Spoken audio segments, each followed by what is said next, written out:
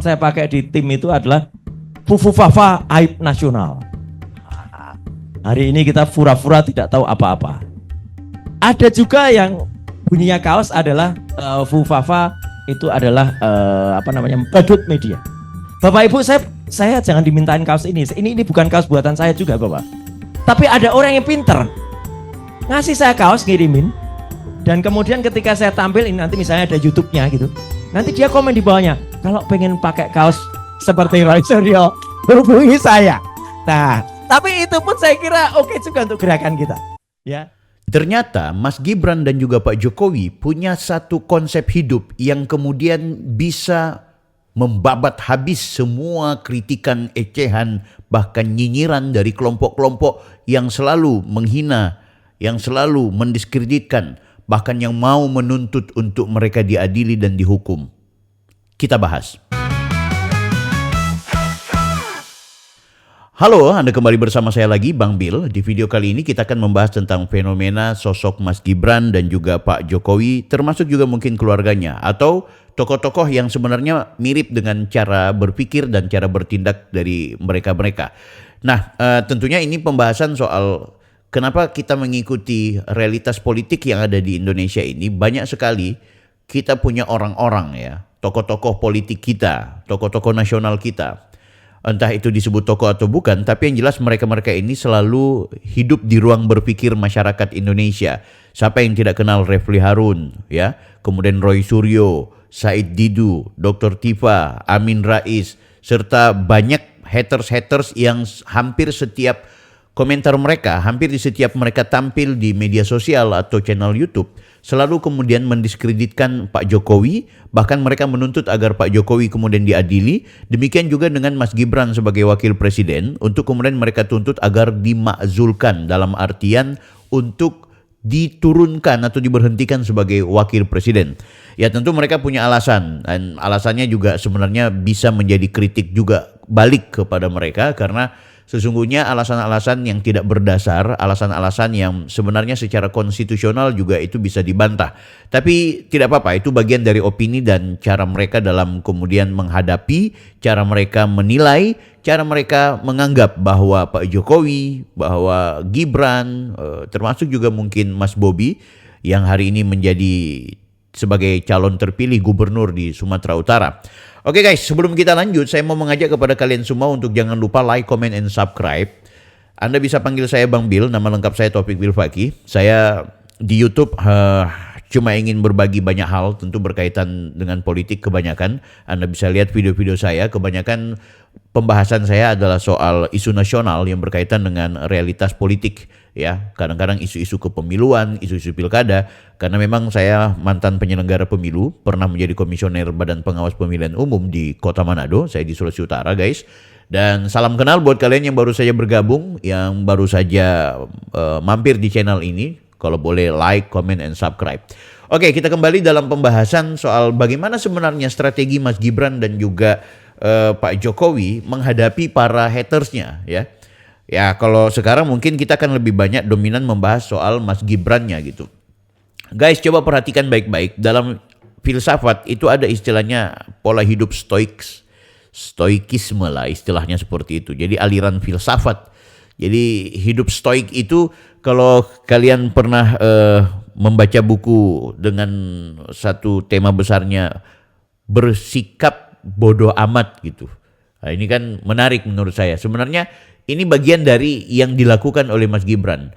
Nah, stoikisme ini adalah semacam satu pandangan hidup ya. Jadi satu pandangan hidup tentang bagaimana kita tidak mau terjebak dengan ocehan orang lain. Jadi kita tidak mau terjebak dengan pikiran-pikiran orang lain.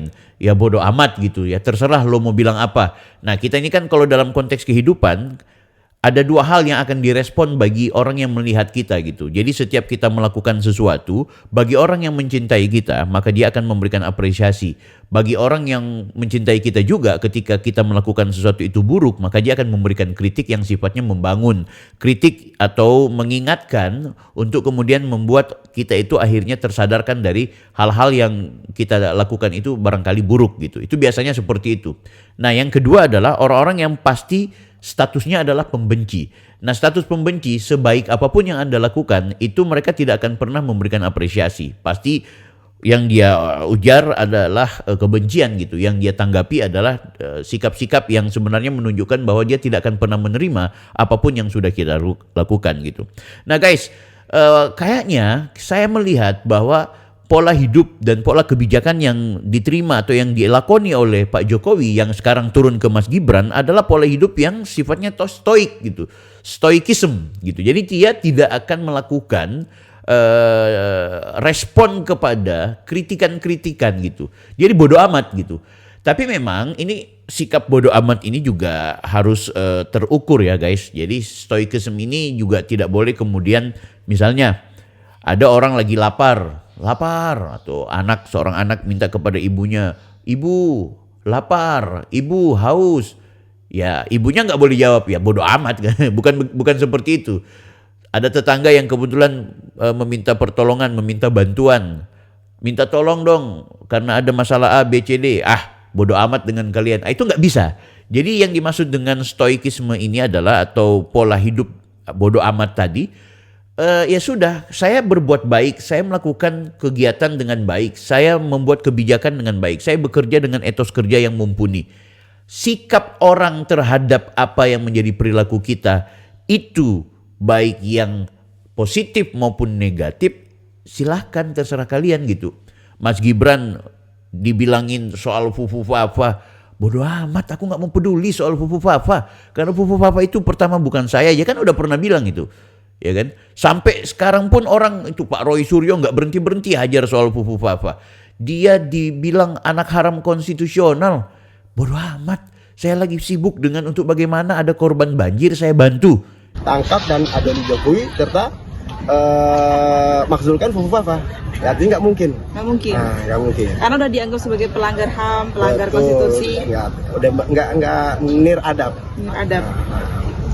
Pak Jokowi harus diadili karena dianggap melanggar HAM.